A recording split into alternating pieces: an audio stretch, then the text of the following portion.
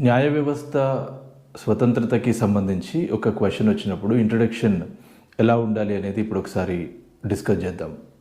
న్యాయ వ్యవస్థ స్వతంత్రత మన దేశంలో ప్రజాస్వామ్య పరిరక్షణతో పాటు పౌరుల ప్రాథమిక హక్కుల సంరక్షణ న్యాయ వ్యవస్థ యొక్క విధి.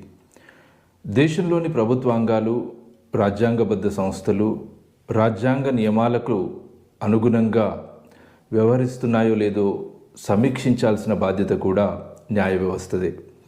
అన్నింటికీ మించి రాజ్యాంగ పరిరక్షణ కూడా న్యాయ వ్యవస్థకు రాజ్యాంగం అప్పగించినటువంటి కర్తవ్యం. ఇలాంటి క్లిష్టమైన విధులు, బాధ్యతలు నిర్వర్తించాలి కాబట్టి మన రాజ్యాంగ నిర్మాతలు స్వతంత్ర న్యాయ వ్యవస్థని రూపొందించారు. ఈ విధంగా మీరు పాలిటీకి సంబంధించి ఏ టాపిక్ నుంచైనా మిగతా వాళ్ళకంటే భిన్నంగా మెరుగైన ఇంట్రడక్షన్స్, కంక్లూజన్స్ అండ్ కాంటెంట్ రాసినప్పుడు ఖచ్చితంగా మీకు మెరిట్ మార్క్స్ వస్తాయి. అట్లాగే మంచి సర్వీస్ కూడా వస్తుంది. All the best.